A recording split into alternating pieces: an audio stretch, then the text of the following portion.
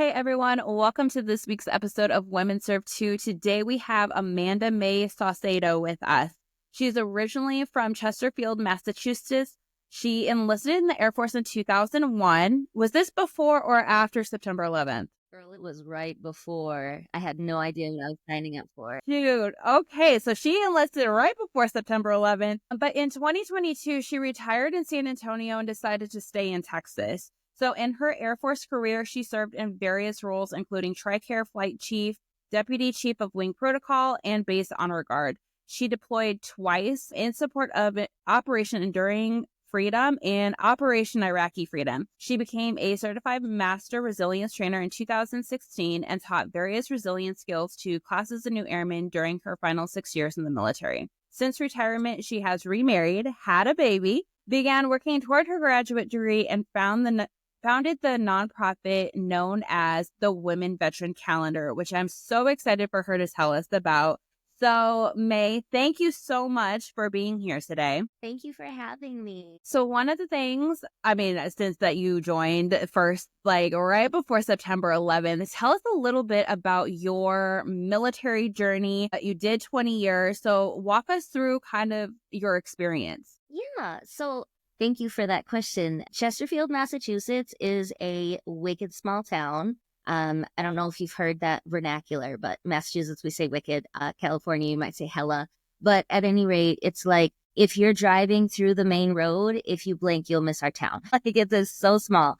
So growing up, I had to be self-sufficient a lot, and I worked on farms, and I didn't have a lot of exposure to the military. It was just my grandfathers who had been in, and I had an uncle that was in the reserve, and the reserve base was close to our house. So when I graduated high school, I already knew before I graduated that I wanted to go out and see the world, do something with my life, but we were dirt poor. So I thought, what's the one way you can get out and have a guaranteed job and go see the world? Join the military. And Westover Reserve Base was closest to us, so I joined the reserves actually.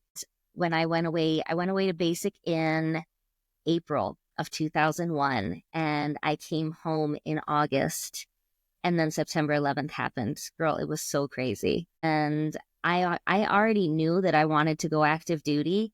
And then September 11th kind of, put a put a pause on that just logistically. But I was finally able to leave the reserves and go active duty because it's a separate branch.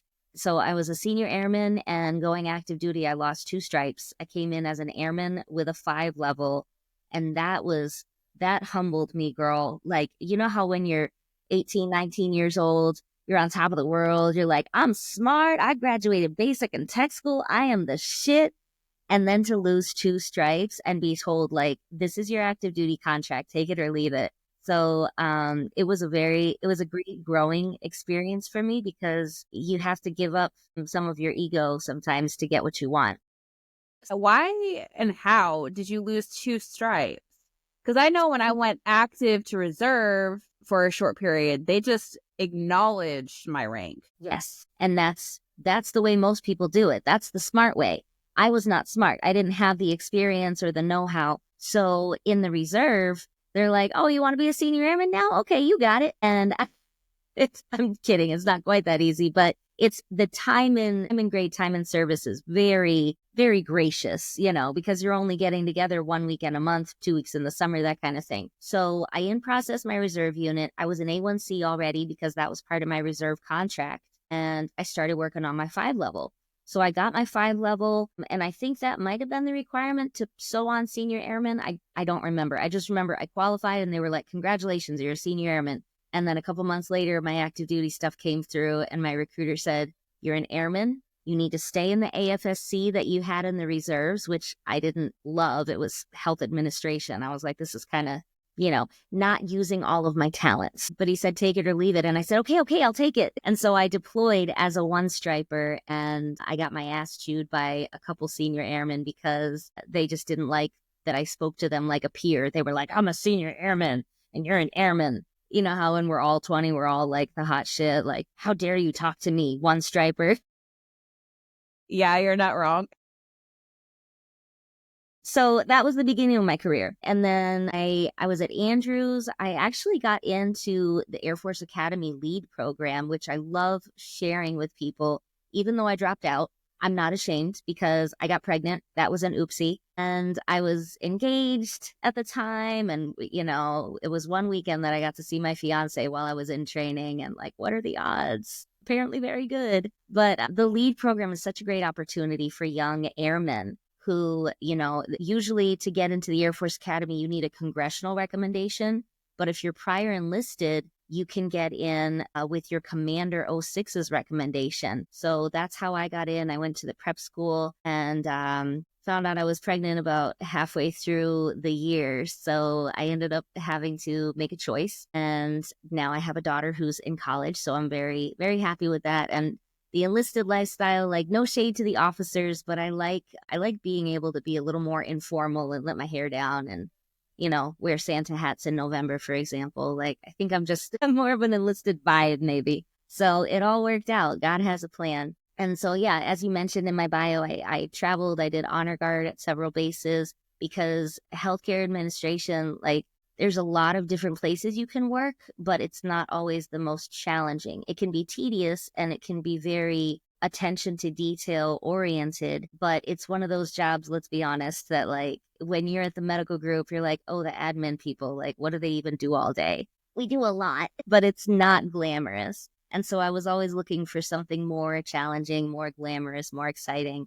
So I did honor guard, I did extra duties, I did protocol. So like I said, my first deployment was as a one striper. Some of your listeners might remember Camp Andy. That was the beginning of Al Udeid Air Base.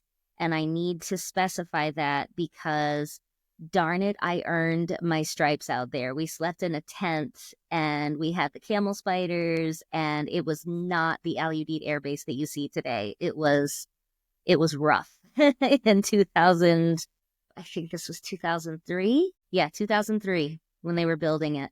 They have a what's it called? Like MWR kind of setup, like a hangout community center. And there's these two big shades over it. And so they call it the bra because it's these two big shades. When I was there, it was only one shade and they called it the wagon wheel. So I share that to try to give you an idea of how small it was. And we were allowed to wear civilian clothes. Okay, that's how long ago that was. We wore civvies in our off time, obviously. So my second deployment was in 2007 and I went to Iraq.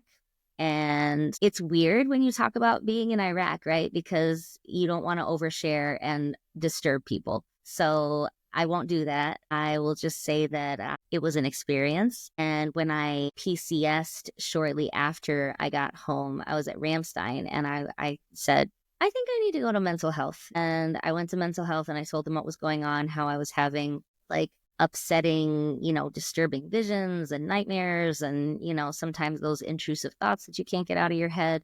And they kind of just gave me the, yeah, okay. You can come here and talk to somebody if you want to. And I was like, yeah, don't you think I should? Like, they didn't seem as concerned about it as I was, but whatever. Years later, I looked on my record and I found that they had diagnosed me with mild adjustment disorder. And that hurt my feelings. I thought that was kind of insulting because I was like, this is very clearly PTSD. Like, I'm not a doctor, but this sounds like PTSD to me. And I felt like they were trying to give me a diagnosis that either I would be able to deploy again or they were just trying to, like maybe the PTSD diagnosis is like a controlled item. They can only give out so many. I was like, what is this? So when I saw that on my record, I went back to them and I was like, excuse me, I'm not a doctor, but disturbing thoughts, driving a different course so I don't see something that triggers me, like that.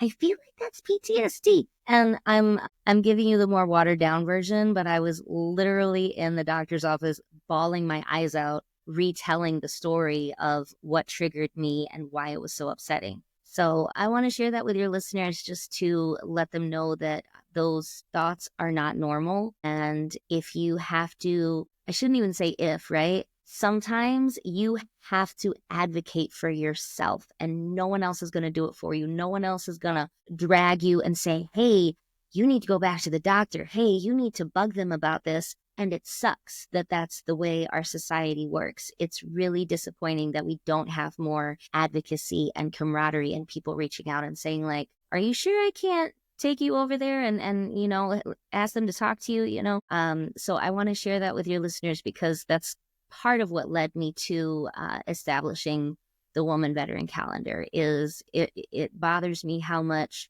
women dismiss their service and mitigate it and feel like they didn't contribute as much and feel like they don't deserve a rating or a diagnosis, even though they know they have that diagnosis, but it's not on their records, for example. I'm a big believer that all these women served too. Like your women served too. I honestly, yeah. And I agree with you because you're saying so many things that I hear and see in different veteran women's groups where they're like, why do I feel weird wearing a veteran hat when a male counterpart only served, and obviously every service is important regardless of how long, but I'm just putting it into context where they said, well, he only served 6 months and he's bragging to everybody that he's a veteran. Why am I ashamed to be like, hey, I'm a veteran too? And then also a lot of people, and with your efforts and hopefully with this podcast, like people realize that women actually serve. I can't tell you how many times I was in uniform. Like I handed my own active duty ID and the woman said, she's like, oh, your husband's military. And I was like, bitch, it says active duty. I laughed it off. So I was like, at that point, like that's almost slightly rude to assume that I'm not in. But you're right. Like there's so many women that they feel like they have to prove themselves more to earn the title. Yes. And what you're describing, and I hate for the longest time, I shouldn't say I hate, but I try to steer away from using words like triggers when you talk about PTSD or in the situation you're describing, which we have all had to deal with, allergies. The situation you're describing, that is a microaggression. And as much as we try to laugh it off and say like, oh no, I'm the veteran, silly, it's still, there's a place inside your heart that it just kind of sits there and festers. And especially the more often it happens, the more it grows. And I think a lot of us women are uncomfortable with confrontation. And so we just let it fester, we let it bottle up, and we talk down to ourselves and we say, I guess they're right. I guess I don't look like it. Maybe my service doesn't count, or I never deployed, so my service doesn't count. Like they find all these ways to dismiss themselves. And I just want to say, honey, please do not do that. Don't ever talk yourself down. Don't ever belittle yourself because the world is going to do that enough. You need to know how special you are and how valuable your service is. And you have no idea the ripple effects that you had on people while you were serving you might not even hear about them or see them, but the effects you had on people are still happening today. The people you supervised, the people you took care of and looked out for and even helped doing your job one time, you don't know. And that is your service. That is your patriotic duty. You signed up to perhaps even give your life if necessary. Thank God you didn't have to, but honey, you earned those benefits. And that leads to a really important statistic I wanted to hit on. 50% of women veterans are not enrolled with the VA. And that is from the VA. Like they've done the numbers. They know how many of us there are out there. And they're like, wait a minute, we don't have all of y'all. It's because women don't want to go through the process. They feel like it's going to be too much work or it's not worth it or for whatever reason. And that's another big thing that we're trying to shed some light on and encourage women and shake them and, connect them to resources and say, hey, you can do this and these people can help you. We want you to take advantage of the benefits you already earned. And I'm a huge advocate for that too. I've used almost every cent of my GI Bill. And I'm like, you earn those benefits, utilize them, take advantage of those benefits. And I do think a lot of people don't realize what additional benefits are out there. My grandfather, he's a Vietnam vet and didn't realize what the VA could provide for him for PTSD. So he, for the longest time, never sought help for PTSD because he didn't realize that the VA offered that for Vietnam vets. So why do you feel, or why do you think women feel displaced when they separate or retire? Oh my goodness. It's one of those experiences that is definitely you don't quite appreciate all that goes into it until you're in that position. So if you had asked me when I was active duty, why do women veterans feel displaced? I'd be like, oh, they'll be fine. They need to move on with their lives, right? But now that I'm on the other side of that and I've been through that transition, wow, it is such a whirlwind. And I think that, it's easy to take our active duty community for granted. And even people in the reserve and guard, it's easy to take it for granted because, oh, that's my job. Oh, I see these people every day, whatever. You might see them every day. You might not even like them, but like it or not, that's your family. That's your military family, your community, your village. And, like there were some people I couldn't stand, but I cared about them, and I wanted to make sure they were alive every day. And if they were feeling down, I could tell, I could ask them what's going on. And I had those same kind of people for me. So when you suddenly lose that, it is very jarring to, go from having a community, maybe especially if you take it for granted because you don't realize what you have until you lose it. But it's one day you're in, one day you're out. And all of a sudden the doors close behind you. People forget your name real quick. I can go to Wilford Hall right now. Nobody will know me, and I only retired 2 years ago. And so it's very alienating. And this used to be your village. And now it's like you're an outsider and you're not one of them anymore. Now you're a retiree. So okay, I don't fit in with active duty anymore. Let me go to my local VFW or American Legion or DIV. Let me go to some veteran hangouts and see if I can connect with some veterans. And you or I might go there and all of a sudden we walk in and we're the only woman there. And somebody, if they're feeling generous, right? Somebody might talk to you, but the first thing out of their mouth is going to be, do you want to join our ladies auxiliary? And so you're alienated twice over because I'm a veteran. I just lost my active duty village and now I don't even have a veteran village. Are you kidding me right now? Like, where can I go that I can connect with people who understand me and who I know there's people out there, there's 2 million of us, but we are so scattered to all four winds, right? And a lot of women get out to have babies or to do something else, but they support their husband who's staying in. And so I think that kind of reinforces that mentality, society's mentality towards women in service. And that's like, oh, the husband's service is more important. Like, no, girl, you made a choice. Okay. Raising babies is not less important than serving your country. Okay. So I just want to gently smack those women. Like, please do not talk down about your service. Your service counts and you matter and you deserve to have a village when you get out of women veterans that you can connect to. And through doing this project with the Woman Veteran Calendar, we have identified and found many organizations throughout the country and been able to connect women in rural areas and parts of the world where they were like, oh, I can't find anybody. And we have found them and said, hey, do you know about this organization right up the road from you? Do you know they do camping retreats and horse therapy and surfing and all these fun activities and ways to reconnect with like-minded people and women who have served, share your war stories, and just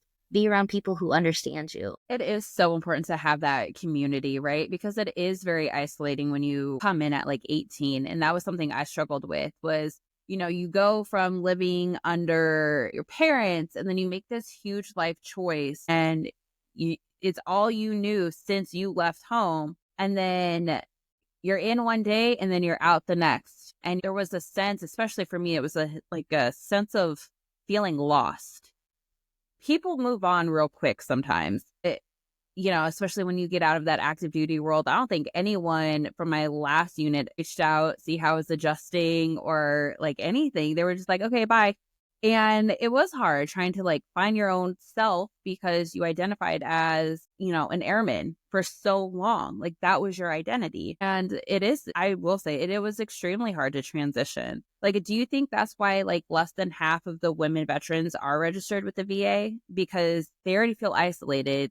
The community already moved on real quick. And Yes. then it's still kind of a boys club. Yes, it does feel that way. You know, San Antonio we're known as Military City USA, and it's so nice to know like, okay, we've got people rallying for us and supporting, but as a woman, you still deal with those microaggressions every single day, and I do think that that's a big part of why women, I don't want to say give up. I don't want to hurt anybody's feelings. I'm not accusing you of giving up if you don't have your VA rating. But what I want to stress to your listeners, if they don't have that rating, is girl, you deserve it. And have you ever met a man?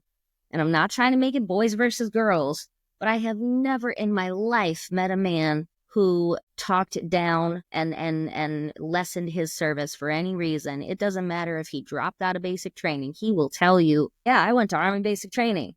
Did you get basic training? Oh, I had blah, blah, blah, blah. But they will say it with their chest, right? And so my question is for us women, why don't you want to say it with your chest? And I can understand if the answer is because I'm tired of fighting with people. I'm tired of fighting for my place at the table. But here's the thing. If you don't fight for your space at the table, nobody else is going to fight for you. And that hurts because that leads to another important statistic that I wanted to hit on is that women veterans are the fastest growing demographic in unaliving themselves. And if you read the research, it's really disturbing because they aren't even doing it the way you might expect, like, overdose on pills or something. Like they're using guns. They're like, no, I'm really done. I don't want to be found. I don't want my stomach pumped. I'm done. And that breaks my heart because I understand there's veterans hurting themselves, and there's a lot of resources out there. There's 988.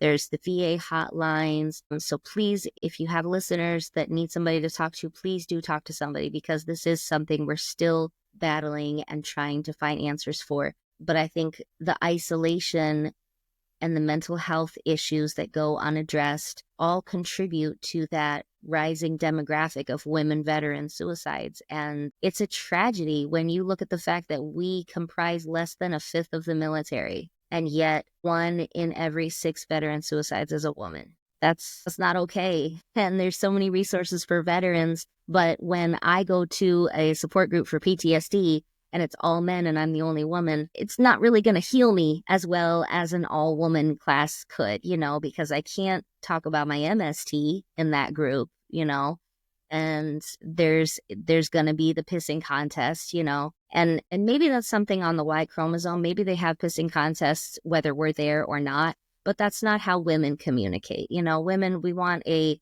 community. We want to talk. We don't want to compete. We just want to come together and support each other. And that's what I love about your podcast and the communities that I've found online is like, we just want to help each other and get resources, get advocacy for these women who need a little extra support or a little extra nudge to say, hey, go get that VA rating because you don't deserve it any less than the person sitting next to you. And that's actually such a true statement. Same grandfather I was talking about, Vietnam. I was telling him one time, I was like, I don't feel that, because I know Vietnam was obviously a lot different because when they came home, America didn't welcome them back very well. Like he told me they landed in Travis and they had to take a bus immediately after getting off the flight because of the protesters. And so you go to war, you come back, you're not welcome. And so that was like a different war. But so I'm thinking that when I'm talking to him, and I was like, I don't feel that I should try to get more money. And he was like, no, Brittany. He was like, go for everything that you can. You did your time. He was like, just because it was different doesn't mean that you don't deserve that. Exactly. And so I did. So I did get some did some VA claim. And then I had a tech last when I was on his team. But he ended up getting out, and he was like, well, how much did you claim? And, I said like 30%. That's what the PTSD for the VA was, because I was intel and we did like a lot of the drones in the Middle East and whatnot. And he was like, no, you need to go back. He was like, some of the shit that we seen and dealt with, you need more. I haven't yet. There are some people who you need those people in your corner. It's like, no, you need to go. You deserve this.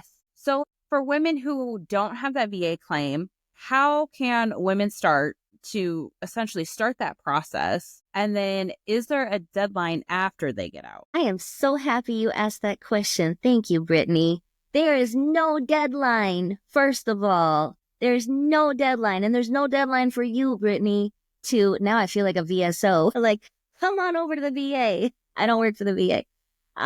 But there's absolutely no deadline. Please, please, please start filing, all you need is a copy of your medical records and you can start working on your claim. And I'm going to be speaking outside of my element now because your girl was med boarded. That's kind of a blessing in disguise.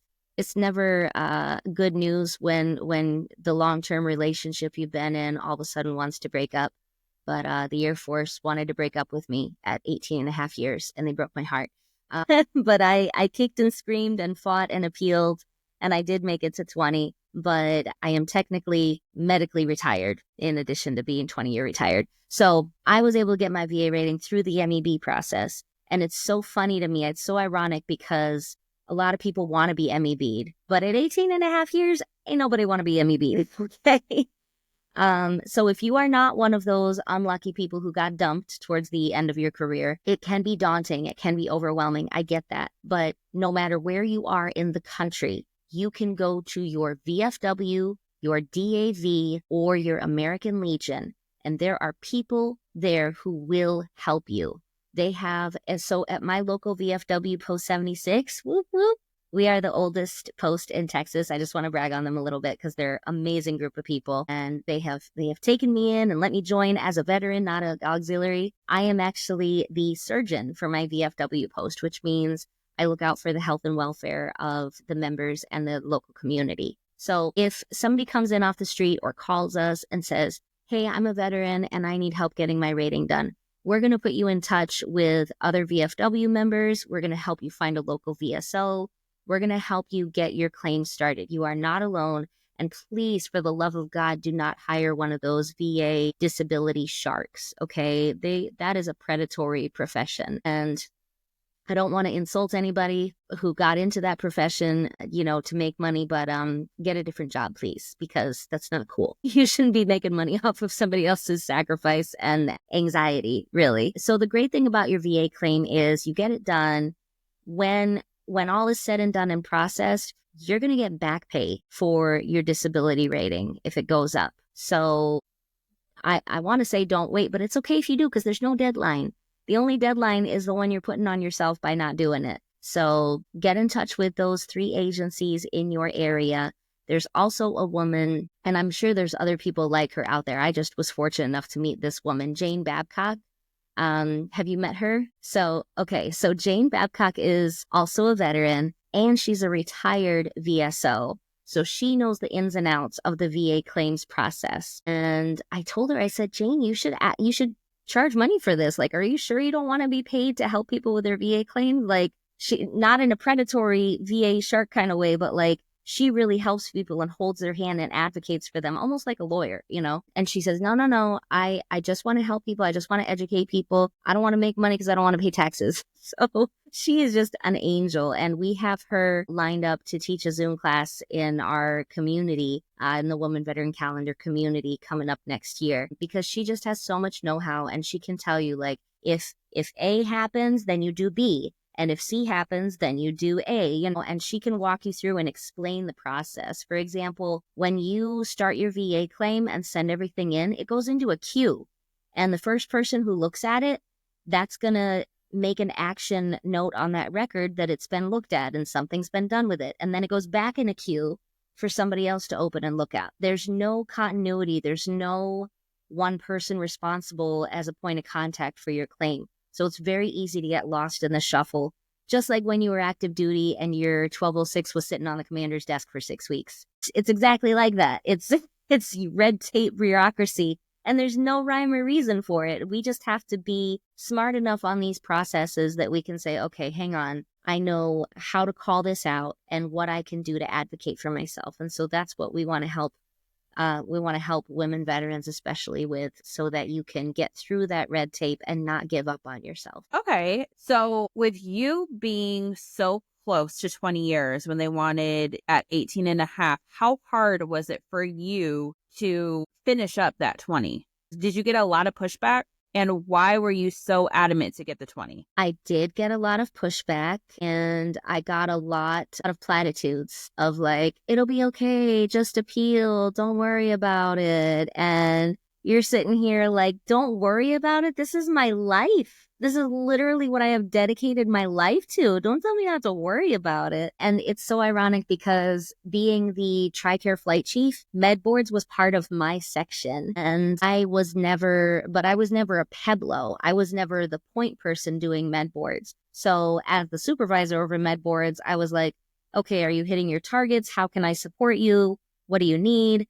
I didn't understand the process as the flight chief, and I would challenge you to find somebody who does understand the process if they've never been a Peblo and never went through it. It is very convoluted. It's almost like it's designed to confuse people. I don't understand why it has to be so crazy, but there's a lot of different milestones you have to hit and deadlines, not only within the military, but for the VA and for the Air Force agency that reviews all those boards and packages. So the way it works is your PCM recommends you, and they have this quarterly meeting called the DAWG, the Deployment Availability Working Group. And if you have a condition that is flagged as non-deployable, your name will be listed up in that working group, and your PCM will go to that meeting and say, oh yeah, May has migraines, so I think we should med board her. And what they do first is called an IRILO. It's initial review in lieu of a med board. So in the IRILO, they send an initial narrative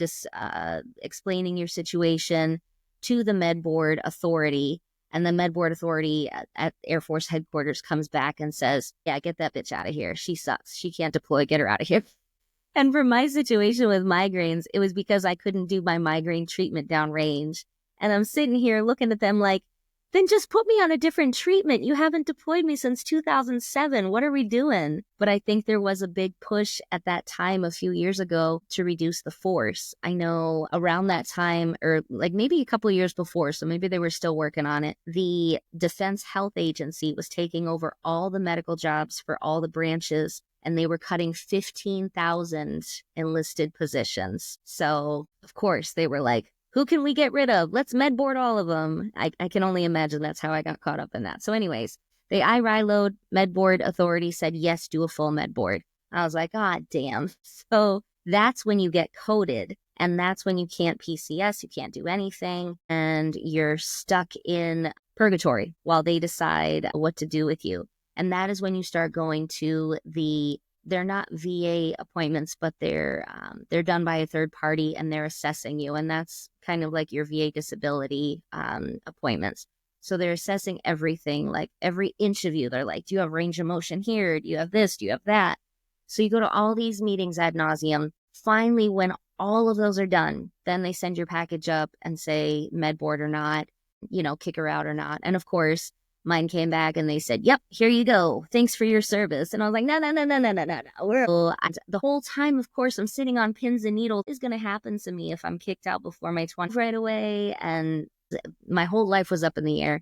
Funny story, at the same time, I was married to somebody else, and we were separated because he was a senior master sergeant here at Lackland, and I was just a master sergeant at Spangdahlem. So they wanted to help me, put that in air quotes. They said, well, you're coded, you can't PCS, so you can't go over there anymore as joint spouse. I'd been working on joint spouse. And we'd only been married. Girl, we'd been married for a year. Okay, we had dated at Robbins, and then I got my assignment to Spangdahlem, and we were like, oh, let's get married. That's a great idea. So I was able to come back to Lackland as a patient, which was a huge blessing, because I can't imagine retiring in a foreign country. Like, I love Germany, but that would have been a whole another set of challenges to navigate. So in the med board process, here I am getting recommended for, getting kicked out and stuff, and I'm appealing it. And basically, this is why I say people were giving me platitudes, is they tell you you can appeal up to 2 times, and then you can apply for what's called limited assignment status. And the way they present it to you is, yeah, just appeal it. And then you'll get limited assignment status. You'll be fine. If I'm going to get it automatically, why do I have to apply for it? Don't tell me I'm going to be fine if there's a chance I won't be fine. So I was still, riddled with anxiety. And, turns out that that doesn't really help when you have a migraine diagnosis either. I don't know. It's weird. So it was a really tough time. And I appealed, I got rejected again, and I applied for limited assignment status. And Brittany, when I tell you, I was ready to burn that building to the ground, okay? I was ready to be on Ken's 5 nightly news, okay? If they had not approved me, I would have lost my damn mind. Thankfully, it didn't have to come to that. But I was very worried about being screwed over, because in my personal life, I was being screwed over. Like I said, I had just PCSed as a patient to be with my new husband, and he was unhappy, and, just we were fighting all the time. And, you don't see the red flags until you're out of it. So forgive me for not seeing the red flags, please. But it's funny now, because God always has a plan and everything always works out. So he was unhappy, picking fights, blah, blah, blah. And it took him cheating on me for it to really be over, because I was like, I'm your wife. I'm going to make this work. I'm going to, it's going to be fine. And even when I caught him cheating, I was like, okay, what do we do? Let's go to marriage counseling. And he was like, well, I don't know what I want. And I was like, what do you mean you don't know what you want? You married me. And he was like, oh, anyways, he's a piece of shit, so we don't have to focus on that. But it was a really, really rocky time in my life. I'm getting out of the military. I'm losing my husband. And God took care of me. I'm sorry to be so religious. I don't want to offend or alienate your listeners, but I really feel like God always has a plan for us. And it's really important to trust in that plan and just stay true to your own morals and values, because that is how I got to be where I am today. And I don't want to, that's not a brag, like, look at me, but I'm at peace, and I have a wonderful husband now, and that's all God, so sorry I squirreled so much. No, I'm a very firm believer in the same thing, because every time that you have your plan and God has his plan, and a lot of the times they aren't the same, but it always ends up working out in the end. And like, I know you started this women veteran calendar. So you clearly took everything that you've learned and turned it into this amazing, amazing thing. So tell us a little bit about the women veteran calendar, why you started it, how you started it, things and ideas moving forward. Tell us everything. Okay. How much time do we have? So the Women Veteran Calendar is an idea that came to me when I was in an online community on Facebook. I'm showing my age now, because I guess Facebook isn't hip anymore. But there's a group of women veterans, over 10,000 women veterans strong. And that was a group that I really connected with, because they share like the dark humor and we don't call it PTSD, we call it spicy memories, and we just have fun in that group, and we can all, let our hair down and be women. So I really enjoy that group, and I want to give them credit. One of my friends in that group said, man, I wish we lived closer, because I've been wanting to do a photo shoot, and it would be so fun to do a photo shoot with my sisters. And I said, oh my God, what if we did a calendar? And some of the girls jumped on and said, oh my God, I love this idea. Let's do it. So I created the Woman Veteran Calendar community, and I started registering for the LLC, and I started planning, like, okay, what do I need to do? Had no idea how to run a business. Girl, I still don't know how to run a business. And I found out in the state of Texas, you need permission to use the word veteran in your business. But I said, no, that's important. We're veterans. We're gonna do what we need to do to get the permission to use that word. You actually need permission from the state level, VFW, DAV, or American Legion. So we got that with the support of the VFW Post 76. So shout out to them. It took almost a year, but we got it. And then we transferred our business to a nonprofit. So now we are a nonprofit. Our focus is raising awareness that women serve too. So we have this acronym, that we recently came up with. We're going to unveil it with our rebranding in the new year. But just to give you a teaser, the acronym is HER: honoring the past, empowering the present, and reimagine the future. So the reason we focus on all three of those is because we want to honor the women who came before us, right? So our first calendar was dedicated to May Cryer, and this year's calendar is dedicated to Jovita Telez. Did you know that during World War II, when women were serving in positions, this was before women were allowed to be in the military? So, for example, the Waves was women activated for volunteer emergency service, but they still couldn't have enlisted any other way. So these women really took a hit to their ego and to their lifestyle and to everything else. They put everything aside. They put their pride aside. They said, I'm going to go serve my country in any way my country needs me. So the Waves women were the ones that held down the fort literally while the men deployed and fought the war. And they were building brick by brick that argument for us women serving today to say like, hey, you need us. We're not going away. You need women in service. So we dedicate a calendar every year to a woman who helped blaze the trail for others to follow and serve. And then the empowerment piece is about taking care of the women veterans that we have today, connecting them to those resources, holding those Zoom classes to say, hey, these are the benefits you're entitled to. Did you know about Camp Shield? Did you know about women veterans glamping? These are retreat camping opportunities where you can get together with your sisters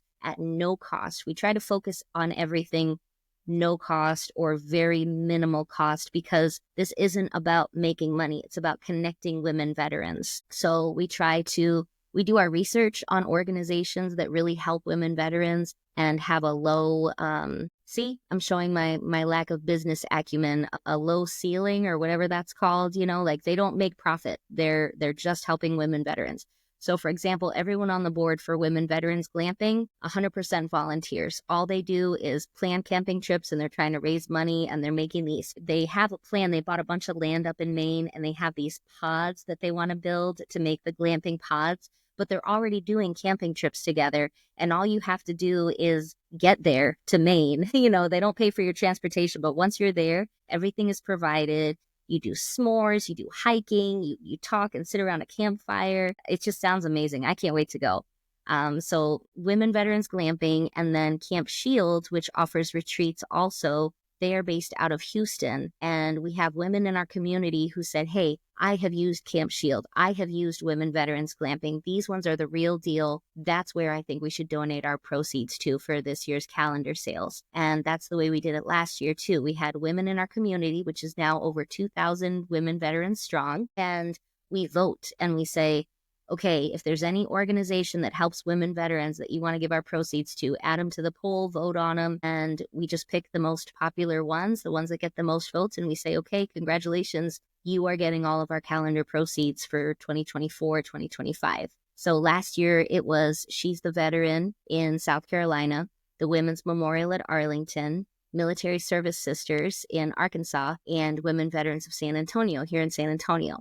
So the reason this works so well, I think, is because we have the women veteran community in the calendar community. It's a village. There's no decisions about the women veteran calendar that are made like just by me, just because I'm the founder. Like, no, I'm telling you right now, I have no idea what I'm doing. All I have is a passion for bringing women veterans together and a dwindling bank account because I put so much of my own money into this. But it gives me purpose, So I'm happy to do it, and I think it's really important that women veterans, especially when you're feeling trepidatious about reaching out and joining a community. The last thing you want is for them to say, oh, we're happy to have you, we'll take your payment now, like, no, that's not what this community is about. It's about getting women veterans together and talking about the resources that are available to them, again, no matter where they live. So I'm really excited about that empowerment piece. I'm rambling. No, I absolutely love that. Like, Thank you. you already have a group of 2,000. The veteran community as a whole, though, the camaraderie is almost unexplainable. And the thing is, we may not know each other, but if we go into a setting or we're trying to support each other, it's so crazy how quickly the veteran community and especially women veterans come together. and you're already showing that with your calendar. Is there, obviously you could buy the calendar, but what other ways can people help to donate or raise awareness for your cause? Thank you. Yeah. So we have a website. It's woman with an A, womanveterancalendar.com. And on our website, we have links to all of our social media. The Facebook is the biggest group. There's a TikTok too, but spoiler alert, it's just me and I don't know what I'm doing. So you'll see on our TikTok, we have over 1,000 followers, and we've got some videos and some info, just trying to get the word out. So if you follow our Instagram, TikTok, Facebook, and just share those for us, whether you're a veteran or not, we would appreciate you helping to get the word out. And then also the goal for the calendar, yes, it's featuring women veterans and their stories. Oh, let me show you. So I'm really excited about this too, because sometimes a calendar is just pictures, right? And we wanted to give our women veterans an opportunity to share their story and talk about what they want to talk about. So Nicole Pompey is actually a Marine and a Air Force veteran, and she has a business now making these beautiful wreaths. So it's an opportunity in the calendar for her to advertise her business as well. So we invite all women veterans to join our community page on Facebook, of course, and be a model. We've been very fortunate that not everybody wants to be a model. So we haven't had to be like, oh, you have to apply and you have to be voted on. Like, no, if you want to be a model, you're in. Just send your stuff, you're in. We just need high resolution photos so that they'll print well. And then I just have you sign what's it called? I need to drink more coffee. I have you sign a release that just says you have the rights to your photos, because if we got sued by your photographer who took those photos, we wouldn't have any money to give to these nonprofit organizations supporting women veterans. So we try to keep it all on the up and up. Transparency is key. The models don't pay anything to be a model. So that's why it's so important that we share our store. And our hope is that not only women veterans will buy the calendars, our hope is that local businesses will buy the calendars and say, look at us, we support veterans. And, you can ask your parents to buy a calendar, or anybody that says they support veterans.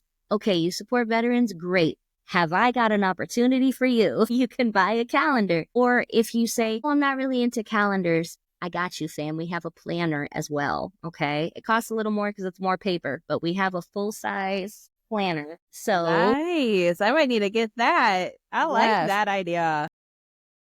Don't let people tell you they don't do wall calendars. They can get a planner. And if all else, if they really don't do calendars or planners, we do have an option for donation.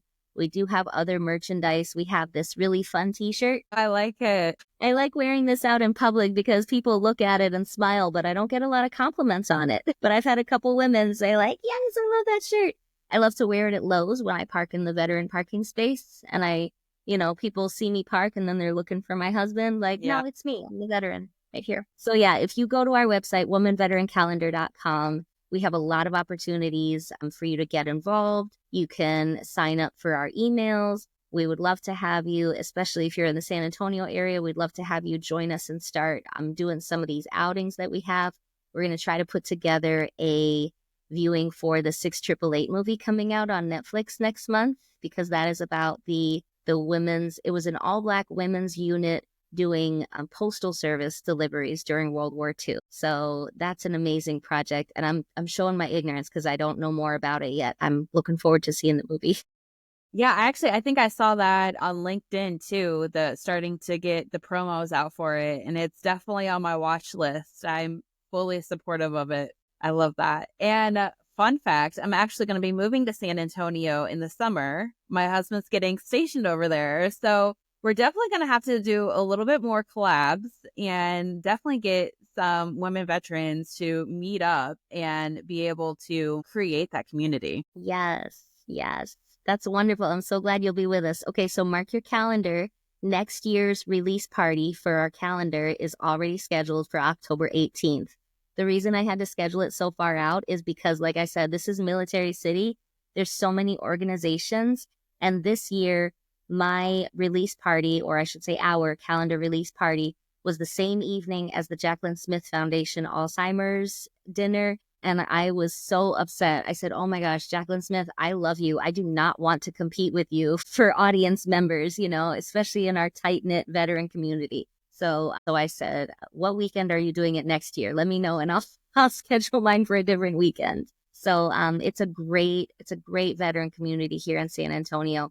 And we do have events where we get together. Like I said, the release party is the big one. We're going to try to do some self-care spa day in the spring, collaborating with other nonprofits to get all of our women veterans in there together. But I don't want to understate the importance of our online community, because that's where we have members from all over. And I want to encourage people to join us there too, because we can connect you to resources all over the country and organizations all over the country, so that you can meet some of your sisters in person there as well. And like I said, the community, the camaraderie is just so unique, so tight knit. Even though, you may live thousands of miles apart or never meet each other, like, the camaraderie is crazy. And if someone doesn't know an answer, they may know someone who does. So please, reach out, whether, you are struggling with like mental health, or you want to figure out your VA claim, or like I said, I almost tapped out of my whole post 9/11 GI Bill, and that's very hard to do. So I will gladly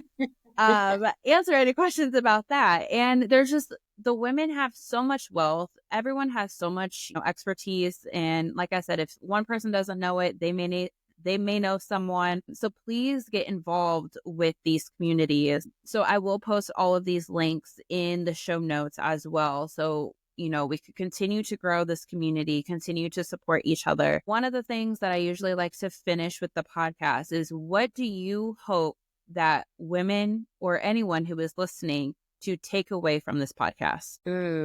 I would hope that women veterans, especially, and anyone listening, knows that that you're not alone. You're not alone. I know, especially around this time of year. For me, I'm living in Texas. My whole family is in Massachusetts. And so you can feel isolated. You can feel isolated after you get out of the military, but you are not alone. I promise you. So just reach out to, like you said, Brittany, that's an excellent point. Like, in the communities online that we have other veterans, like, sometimes that's all it takes, is to like share a meme and laugh together and laugh about the dumpster fire that our government is right now. Like, we just need to come together and support each other. And if you need that support, speak up. We have people who want to help you, or, as you said, put you in touch with the people who can help you. If you have trouble in medical or in TRICARE or in protocol or honor guard or anything that I can help with, I love being able to help people and share my knowledge. And I think that's something that you hit on also, is as veterans and as women, we're compassionate people. We're empathetic. We want to help each other. There's room for all of us at the table, and we want to see everyone succeed and grow together. So please know that you are never alone. We are here for you. Yes, I completely agree. And on that note, May, thank you so much for taking the time today to talk to everyone, talk about your passion on the Women Veteran Calendar. Everyone who is listening, please consider, getting a calendar. If not, she's got planners, she's got other merchandise. I will put all of the links in the show notes. So please, if you're also in the San Antonio area, reach out to her, go to her her release party coming up in, October's still a little ways away, but hey, put it in the calendar. Of course. Again, May, thank you so much. Until next time, we will talk to you soon. Thank you so much. Thank you again for having me.